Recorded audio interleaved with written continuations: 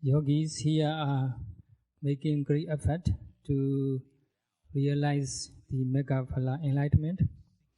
So to be enlightened in a faster way, or to make faster progress in the vipassana practice. So we are recommended to develop the 5 mental controlling faculties in a balancing manner or harmonious manner. And then to keep balance of the controlling faculties like faith, wisdom, etc. And we have to restrain 6 senses. And then to restrain 6 senses or to develop the balance of the controlling faculties, we have 9 principles to follow.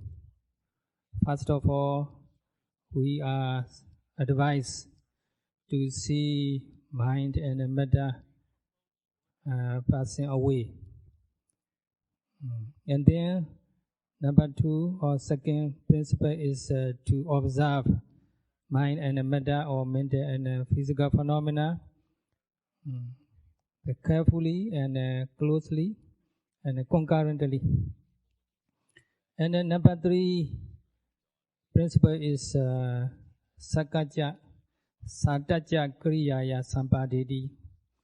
That means to observe of mental and physical phenomena continuously and constantly without taking rest. We have to note one object after another, one phenomenon after another continuously without leaving no gap in between. We have to note one object after another continuously. Sitting meditation, walking meditation, and meditation on the general activities. So all kinds of the objects should be known to our awareness continuously.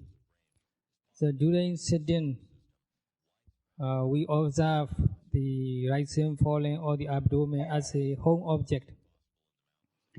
While observing home object, there are many different phenomena obvious, like the sensation or the wandering mind, and so on.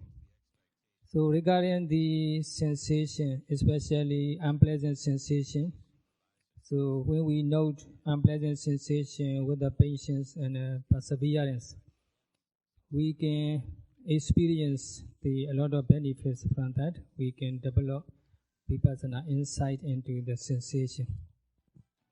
So yogi themselves witness the benefits of the patience and the persistence, awareness of the unpleasant sensation. So after sitting, we walking practice. So when we get up from sitting, we should not get up carelessly and mindlessly or abruptly and hurriedly. We should get up slowly and mindfully and noting every mental and physical phenomena involved, like the wanting to get up or intention to get up, wanting to get up, 3 or 4 times. We should note it. And then we get up, we are getting up slowly and noting mindfully all mental and physical phenomena involved. And then when we stand, notice standing. And then after a while, there arises the wanting to walking or desire to walking. And we should notice desire to walk, or wanting to walk. And then we start to take the first step, noted as right, left accordingly.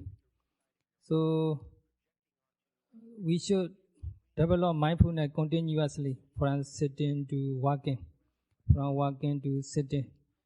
the mindfulness and concentration we develop during the sitting should be carried all the way to the walking meditation. So during the walking meditation, we are highly recommended to walk the first 30 minutes by noting just one step, right, left, one object at a time. And the second 15 minutes, we may note two objects, lifting, dropping. And then the last 15 minutes, we naturally slow down. Our motion is completely slowed down in nature. And then we are able to note 3 stages or a step, lifting, moving forward, and dropping. And in this way, we can develop the mindfulness and concentration during the walking. And then there's time to go back to the sitting meditation. And then we should note the continuously. When we get into the hall, first of all, we stand before we sit. And it should be noted as standing. And when we want to sit down, we should note it wanting to sit down. And we sit down slowly and mindfully. That our physical body getting down and down heavily. And notice continuously. So in this way, we should carry the mindfulness and concentration from sitting to walking, from walking to sitting, so continuously. And then general activities, we have to be mindful when we do general activities, daily activities. It may be probably the most difficult part.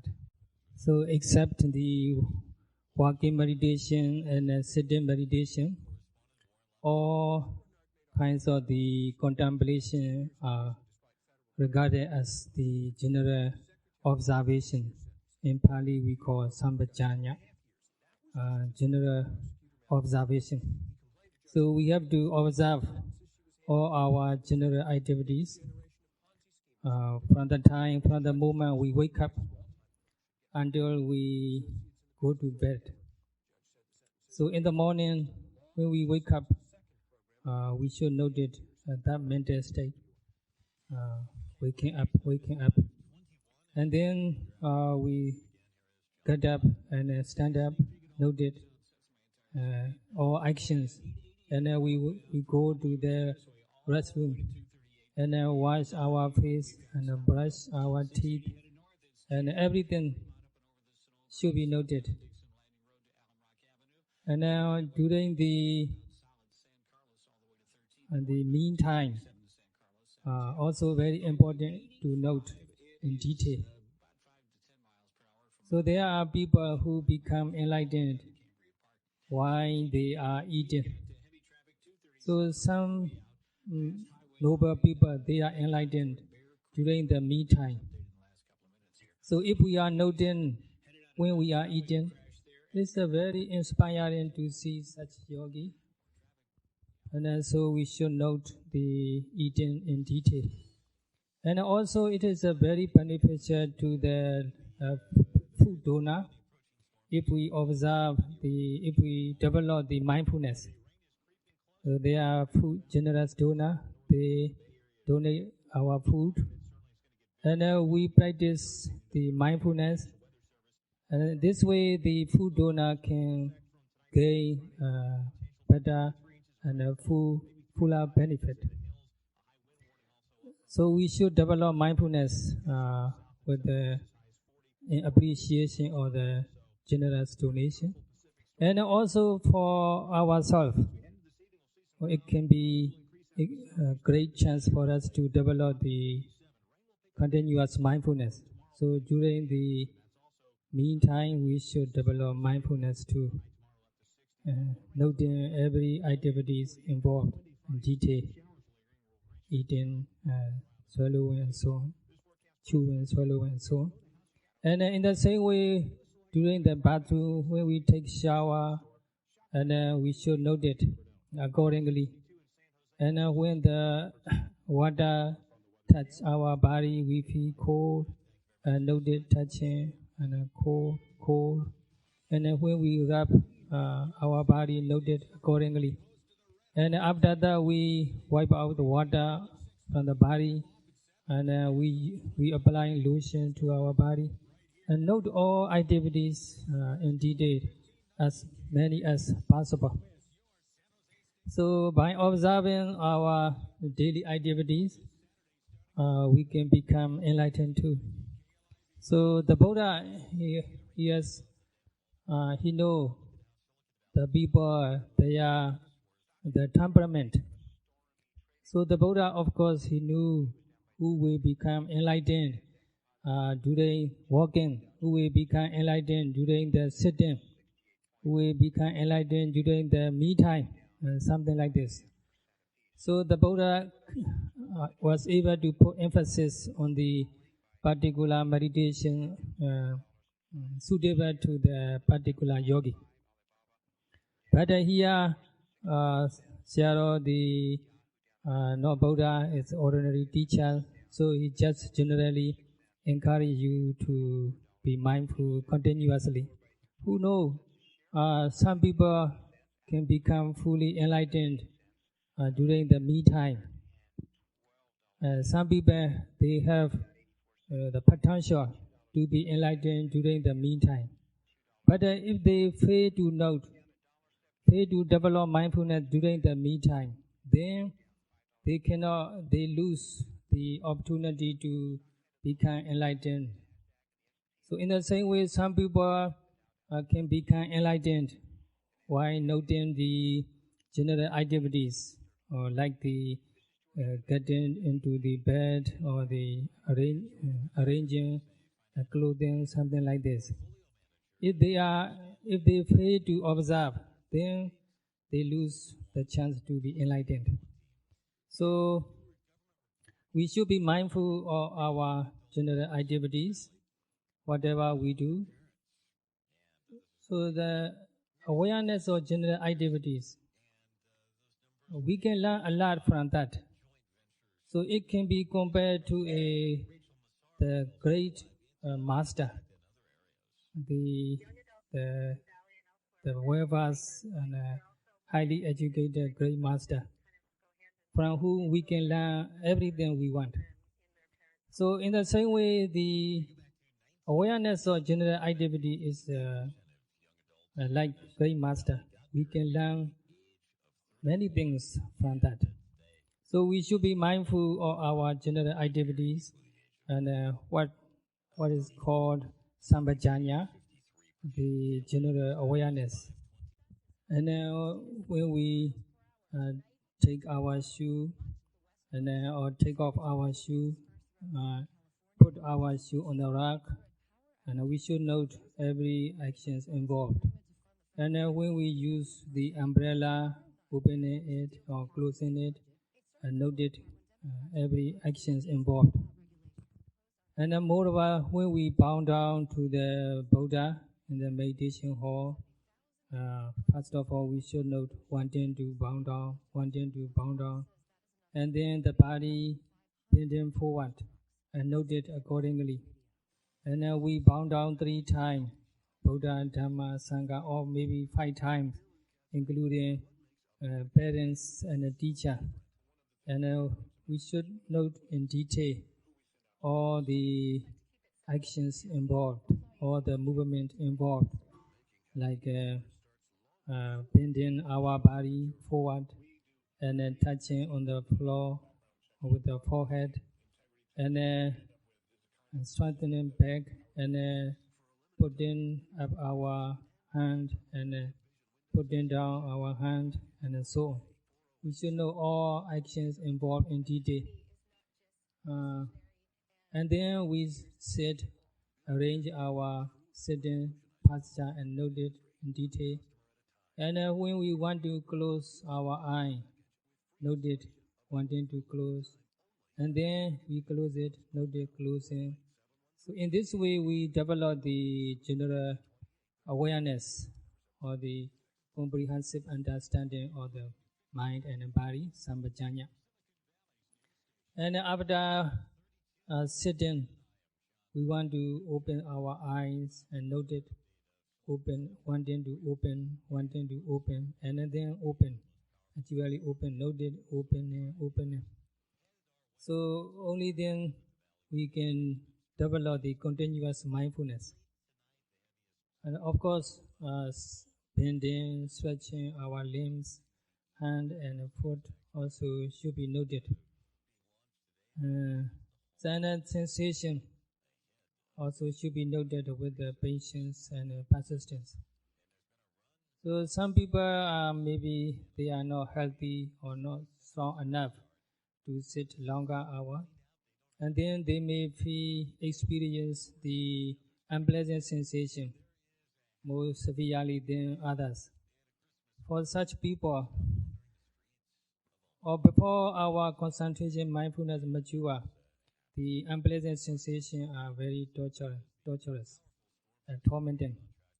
So in that case, we are allowed to change our physical position, or we can move a little bit. But it's also very important to note carefully, to move slowly and mindfully. So first of all, we want to change our physical position, noted, wanting to change, and then we change or move and note it accordingly. That's what we call the sampajanya, the continuous mindfulness. So regarding the general awareness, there are many countless benefits we can gain from this general awareness. And also many incidents or the noble people who became enlightened by observing general activities. Out of the many instances, Sayadaw would like to talk about the instance of the Venerable Ananda. Venerable Ananda is highly learned, and he learned 3 branches of the Buddha's teaching, 3 baskets of Buddha teaching, or 5 classification of the teaching.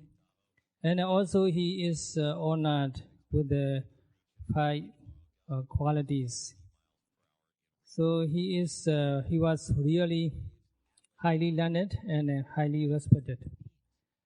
But he could not become enlightened while the Buddha was alive. During Buddha time, he is just Sotapanna. He was not yet fully enlightened. When the Buddha passed away,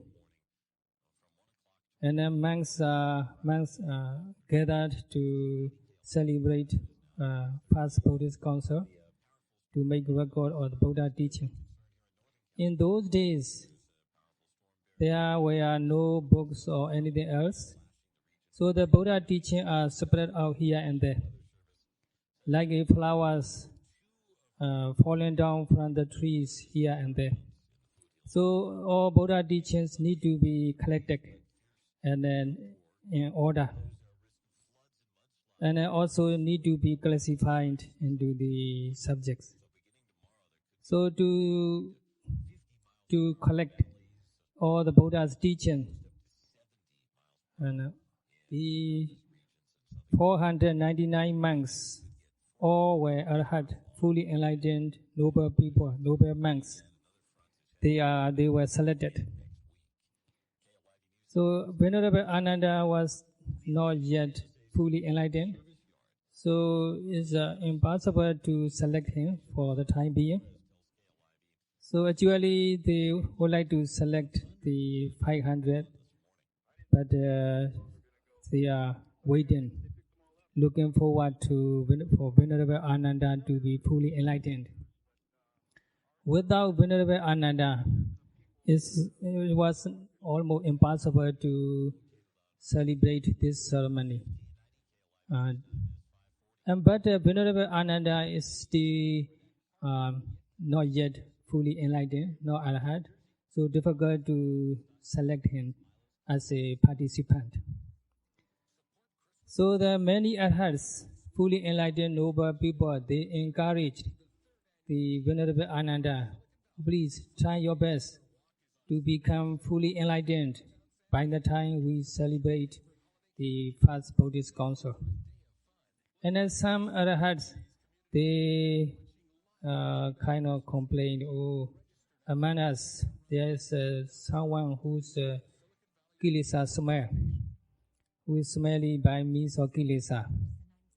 So in this way, Venerable Ananda was forced to make great effort in the practice so that he can become fully enlightened by the time the first Buddhist Council will be held.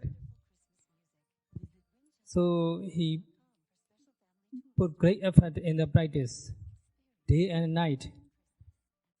And the whole day, the whole night, especially the night before the first Buddhist Council was started, he spent the whole night practicing walking meditation, like we yogis here are practicing right, left, or lifting, dropping, moving, dropping, and so on.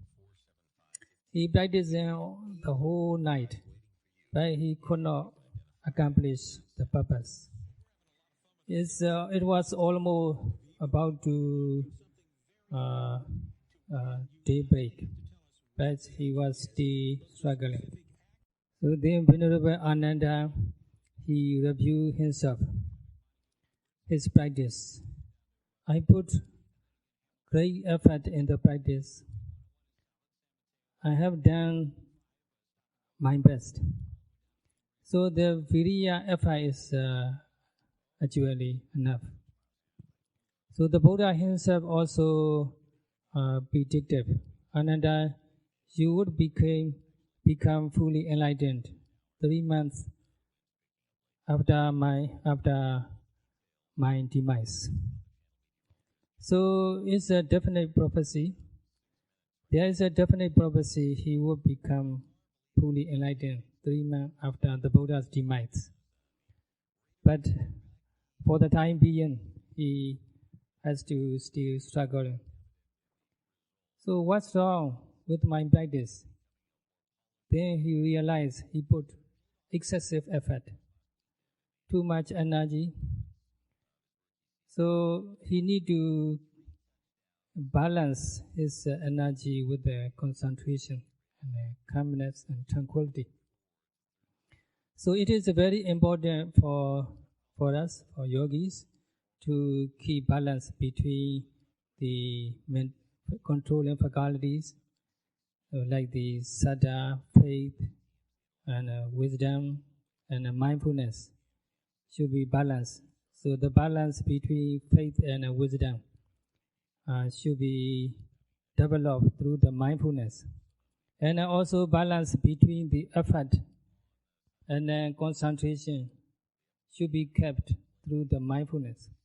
So that's why Sayadaw early days already expounded the mental faculties to be kept balanced.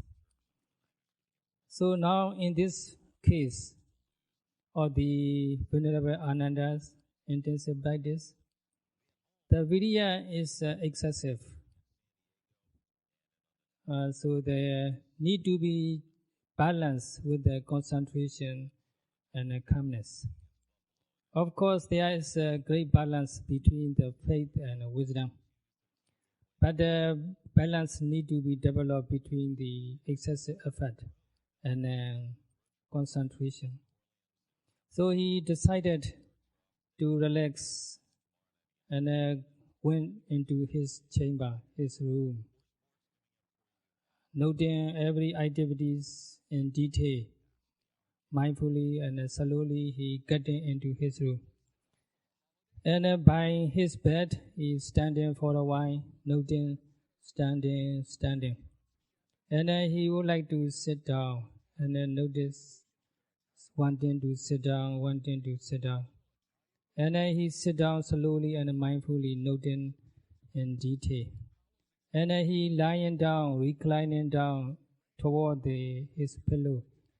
He noting lying down, or reclining.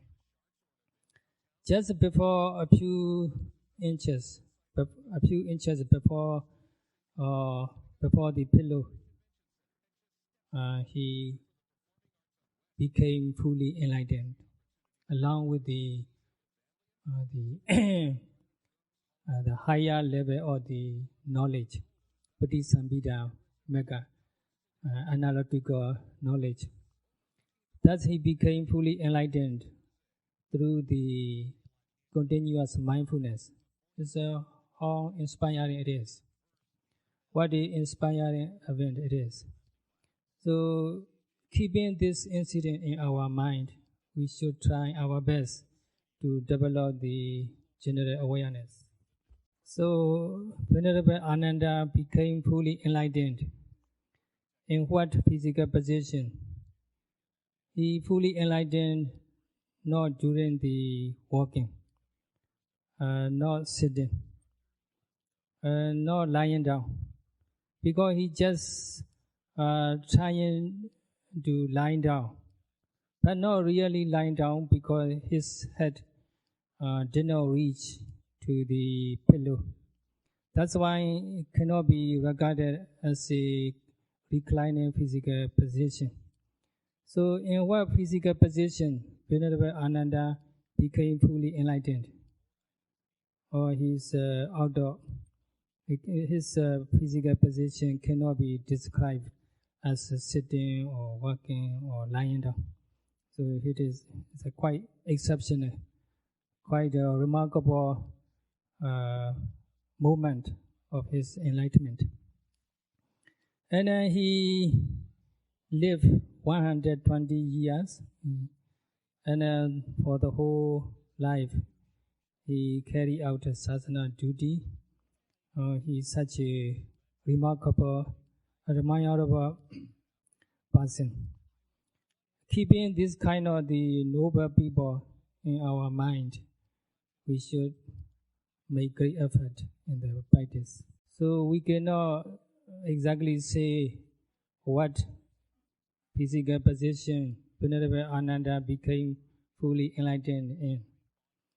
So it cannot be described the physical position, but we can definitely say he was fully enlightened by observing general activities. By observing general activity, he realized the three higher stages of enlightenment straight on that very spot. So in conclusion, there are 5 aggregates belong to Sayadaw himself and all the yogis here and all living beings on earth. They are all suffering because they are tortured by the old age, sickness and death, or the appearance and disappearance. Attachment to those impermanent phenomena is or 3 kind, or 6 kind, 108 kind. All kinds of attachments are the cause of suffering. And then the cessation of the attachment is Nibbana.